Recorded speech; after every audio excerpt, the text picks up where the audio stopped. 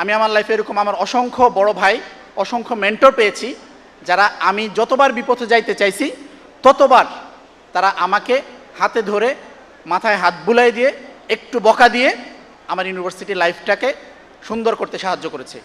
So আপনাদের প্রতি আমার বিনীত রিকোয়েস্ট থাকবে, আপনারা এই ইউনিভার্সিটিতে নিজেদের সেই বড় মেন্টর, বড় ভাই মেন্টরটাকে খুঁজে নেবেন। আপনাদের জন্য সে বেস্ট মেন্টরটা হলো ছাত্র শিবির। সত্যের সংগ্রামে আমরাই চিরদিন মুক্তির আলো হয়ে জ্বলবো, আশাহত এ জাতির আশার প্রাসাদ হয়ে সাম্য ন্যায়ের কথা বলবো। শহীদ কাফেলা বাংলাদেশ ইসলামী ছাত্র শিবির ঢাকা বিশ্ববিদ্যালয় শাখা কর্তৃক আয়োজিত 25-26 শিক্ষাবর্ষের নবীন শিক্ষার্থী ভাই বোনদেরকে নিয়ে আয়োজিত আজকে নবীনবরণ অনুষ্ঠানে উপস্থিত সবাইকে শুভেচ্ছা জানাচ্ছি। শুরুতেই সবাইকে কনগ্রাচুলেট করছি যে বাংলাদেশের সবচাইতে মেধাবী শিক্ষার্থী হিসাবে বাংলাদেশের সেরা বিশ্ববিদ্যালয়ে পড়ার সুযোগ করে নিয়েছেন আপনারা, সেজন্য সবাইকে অনেক অনেক অভিনন্দন এবং মোবারকবাদ।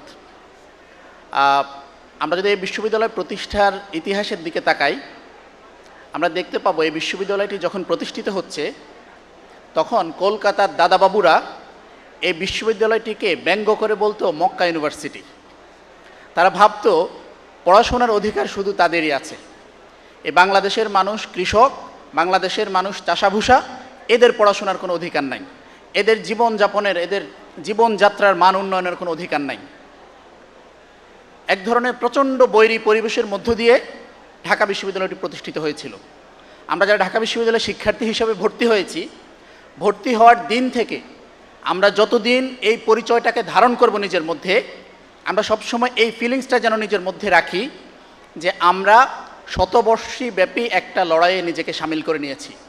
আমাদের পূর্বপুরুষগণ, আমাদের বাপদাদারা, তারা বহু বছর আগে আমাদের জন্য এই বিশ্ববিদ্যালয়টি প্রতিষ্ঠা করে গিয়েছেন যেন আমরা শিক্ষিত হইতে পারি, যেন এই বাংলাদেশে শিক্ষিত মধ্যবিত্ত শ্রেণী গড়ে ওঠে এবং যেন তারা স্বাধীনভাবে বেঁচে থাকতে পারে। প্রিয় শিক্ষার্থীবৃন্দ, আমরা এতক্ষণ যাবৎ আমাদের একাডেমিক লাইফ সম্পর্কে, ইউনিভার্সিটি অপরচুনিটি সম্পর্কে নানান আলাপ শুনেছি। আমি জাস্ট একটা বিষয় আপনাদের একটু দৃষ্টি আকর্ষণীয় করে আমার কথা শেষ করব। আমরা যখন ইউনিভার্সিটিতে আসি, আমাদের যখন অ্যাডমিশন পিরিয়ডটা আমরা পার করি, আমরা নিজেদেরকে আল্লাহর খুব কাছাকাছি নিয়ে যাই ওই সময়টায়। আমি নিজে স্মরণ করতে পারি, আমি যখন অ্যাডমিশন টাইমে ছিলাম প্রতিদিন 5 ওয়াক্ত নামাজ পড়ার পাশাপাশি তাহাজ্জুদ নামাজটাও পড়ার চেষ্টা করা হইতো।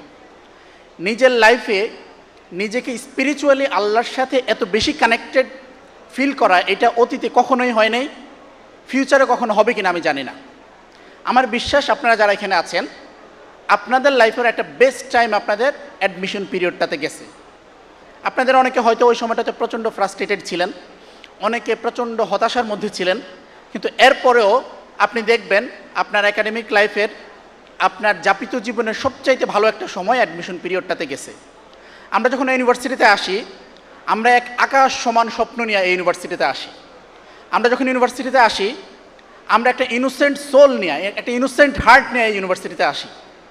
কিন্তু অত্যন্ত দুঃখের বিষয় হলো, আমরা যখন 5 বছর পরে ইউনিভার্সিটিতে চলে যাব, তখন যেই ছেলেটা বা যেই মেয়েটা একটা নিষ্পাপ হৃদয় নিয়ে এই ক্যাম্পাসে আসছে, সে একটা কলুষিত হৃদয় নিয়ে, একটা কলুষিত মন নিয়ে, একটা কলুষিত দেহ নিয়ে এই ইউনিভার্সিটি ত্যাগ করতেছে। এটা ইউনিভার্সিটি লাইফের সবচাইতে ওর্স্ট একটা সিচুয়েশন। আমরা দেখতে পাবো যেই ছেলেটা অ্যাডমিশন পিরিয়ডে তাহাজ্জুদ নামাজ পড়তো রেগুলার, এরকম বহু ছেলে ইসলামোফোবিক হইয়া, নাস্তিক হইয়া এই ক্যাম্পাস থেকে বের হচ্ছে। আমাদের ইউনিভার্সিটি লাইফের সবচাইতে বড় চ্যালেঞ্জ হলো এটা, ইউনিভার্সিটিতে আমরা যে স্বপ্ন নিয়ে আসি, আসার পর আমাদের এই স্বপ্নগুলো চুরি হয়ে যায়। খুব বেশি দিন আগের কথা না, খুব সম্ভবত আপনাদের এই ব্যাচেরই একজন স্টুডেন্ট শাহবাগ থানায় ডাকসু নেতৃবৃন্দের উপর হামলা করে উদযাপন করছে। দেখেন, একটা ইউনিভার্সিটির স্টুডেন্ট মাত্র ক্যাম্পাসে আসছে, তার চোখে এখনও রঙিন স্বপ্ন, এখনই তার মধ্যে পেশিশক্তির প্রতিযোগিতা করার যে প্রবণতা দেখা যাচ্ছে, এই জিনিসটা আমাদেরকে ভাবায়। আমাদের প্রজন্মের স্বপ্নগুলো এভাবেই চুরি হয়ে যায়। আমি আপনাদের কাছে বিনীত রিকোয়েস্ট রাখতে চাই, আমরা আমাদের ক্যাম্পাস লাইফটাকে এমনভাবে সাজাবো যেন আমি আর কারো গুটি হিসাবে ব্যবহৃত না হই। আমি আমার ক্যাম্পাসটাকে এমনভাবে সাজাবো যেন আমার কখনো ঢাকা ইউনিভার্সিটিতে ভর্তি হওয়ার জন্য আফসোস করতে না হয়। আমি আমার ইউনিভার্সিটি লাইফটাকে এমনভাবে সাজাবো যেন আমি যখন এই ইউনিভার্সিটি ছেড়ে চলে যাব একটা নির্মল প্রশান্তি নিয়ে, একটা স্যাটিসফ্যাকশন নিয়ে যেন আমরা এই ক্যাম্পাস থেকে বিদায় নিতে পারি। আমরা আমাদের একাডেমিক লাইফে এক্সিলেন্সির পাশাপাশি আমাদের প্রফেশনাল লাইফে সফলতার পাশাপাশি আমাদেরকে মনে রাখতে হবে এই দুনিয়ার জীবনের পরে আরেকটা জীবন আছে, সেই জীবনে আমাকে আল্লাহর মুখোমুখি দাঁড়াইতে হবে, আল্লাহর কাছে প্রত্যেকটা জিনিসের হিসাব দিতে হবে। আল্লাহ রাব্বুল আলামিন পবিত্র কোরআনে সূরা আলে ইমরানের মধ্যে বলছেন, ফামান যুহজিহা আনিন নার ওয়া উদখিলাল জান্নাতা ফাকাদ ফাজ। ফামান যুহজিহা আনিন নার, যাকে জাহান্নাম থেকে মুক্তি দেওয়া হইল, ওয়া উদখিলাল জান্নাতা, এবং জান্নাতে প্রবেশ করানো হইল, ফাকাদ ফাজ, সেই ব্যক্তিটাই প্রকৃত সফল। আমরা আমাদের জীবনে সফলতার খোঁজে ঢাকা ইউনিভার্সিটিতে ভর্তি হয়েছি। অ্যাডমিশন পিরিয়ডে, অ্যাডমিশন টেস্টে অসম্ভব ভালো রেজাল্ট করেছি। কেউ ফার্স্ট হয়েছি, সেকেন্ড হয়েছি, টপ 100-এর মধ্যে ছিলাম।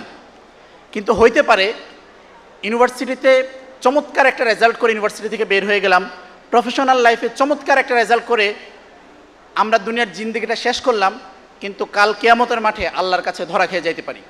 সেজন্য আল্লাহ আমাদেরকে সফলতার প্রকৃত সংজ্ঞা শিখাই দিচ্ছেন। সেই দিন আমরা দেখতে পাবো আমার সাথে অনেক বন্ধুরা যারা ঢাকা ইউনিভার্সিটিতে ভর্তি হতে পারে নাই, প্রকৃত অর্থে আল্লাহর দৃষ্টিতে সেই ব্যক্তিটাই সফল হয়ে গেছে।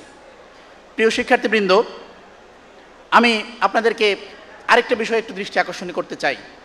আমরা ইউনিভার্সিটি লাইফে একাডেমিক রেজাল্ট অনেক ভালো করি, একাডেমিক লাইফে খুব চমৎকার লাইফ লিড করি, কিন্তু নিজের পার্সোনাল লাইফটা প্রচণ্ড অগোছালো হয়ে যায়। এটার কারণ হলো আমরা ইউনিভার্সিটিতে এসে নিজে নিজেই সব কিছু করতে চাই। আমি নিজেই একাই 100 হয়ে উঠতে চাই। আমি আমার লাইফে আর কারো কোনো কিছুর প্রয়োজন ফিল করি না। আমাদের ইউনিভার্সিটি লাইফে একটু একটু করে মোরাল ডেভিয়েশন হইতে থাকে।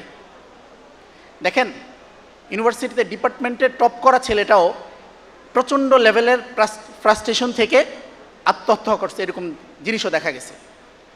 ইউনিভার্সিটি লাইফে একসাথে নটরডেম কলেজে পড়াশোনা করছে, একসাথে বন্ধুদের সাথে ঘুরতে গেছে, একসাথে বুয়েটে ভর্তি হয়েছে, সেই বন্ধুরাই আবরার ফাহাদের মতো একটা ছেলেকে তার নিজের বন্ধুরাই পিটায়ে মেরে ফেলছে। কেন? কারণ হচ্ছে ভারতের বিরুদ্ধে একটা স্ট্যাটাস দেওয়ার কারণে। আমরা সব কিছু একলা একলা করতে চাই, সব সময় সব কিছু একা একা করতে হয় না। আমার লাইফে যখন হতাশা আসবে, আমার লাইফে যখন দুঃখ কষ্ট আসবে, তখন আমার একজন মেন্টরের প্রয়োজন হবে। আমার আপনাদের প্রতি রিকোয়েস্ট থাকবে, আমরা ইউনিভার্সিটি লাইফে নিজের এমন একটা চমৎকার সার্কেল বানাবো, নিজের লাইফের এমন কিছু মেন্টর বানায় নেব যারা আমার কঠিন দিনগুলোতে আমাকে পথ দেখাবে। আমি আমার লাইফে এরকম আমার অসংখ্য বড় ভাই, অসংখ্য মেন্টর পেয়েছি, যারা আমি যতবার বিপথে যাইতে চাইছি ততবার তারা আমাকে হাতে ধরে মাথায় হাত বুলাই দিয়ে একটু বকা দিয়ে আমার ইউনিভার্সিটি লাইফটাকে সুন্দর করতে সাহায্য করেছে। সো আপনাদের প্রতি আমার বিনীত রিকোয়েস্ট থাকবে, আপনারা এই ইউনিভার্সিটিতে নিজেদের সেই বড় মেন্টর, বড় ভাই মেন্টরটাকে খুঁজে নেবেন। আপনাদের জন্য সে বেস্ট মেন্টরটা হলো ছাত্র শিবির। ছাত্র শিবির আপনাদেরকে মেন্টরিং করতে চায়, আপনাদের বিপদের দিনে পাশে দাঁড়াইতে চায়, শুধুমাত্র একটা নবীনবরণ করে আপনাদেরকে ইউনিভার্সিটিতে একলা ছেড়ে দিতে চায় না। আপনাদের ইউনিভার্সিটি লাইফের পুরো 5টা বছর স্বপ্নের মতো করে সাজাইতে ছাত্র শিবির আপনাদের পাশে থাকতে চায়। আমি আশা করি ছাত্র শিবিরের এই সুন্দর স্বপ্নের সাথে আপনারা নিজেদেরকে মার্জ করে নিজেদের স্বপ্নগুলোকে মিলিয়ে আগামী দিনে একটা নিরাপদ, আমাদের বোনদের জন্য একটা নিরাপদ ক্যাম্পাস গড়ে তোলা, আমাদের ভাইদের জন্য একটা শান্তির ক্যাম্পাস গড়ে তোলার ক্ষেত্রে আপনারা অগ্রগামী ভূমিকা রাখবেন ইনশাআল্লাহ। আপনাদের জন্য অনেক অনেক শুভকামনা, অনেক অনেক দোয়া। অসাধারণ একটা ক্যাম্পাস লাইফ আপনাদের কাটুক, এই কামনা করে আমি আমার কথা এখানে শেষ করছি। আল্লাহ হাফেজ। আসসালামু আলাইকুম রহমতুল্লাহ।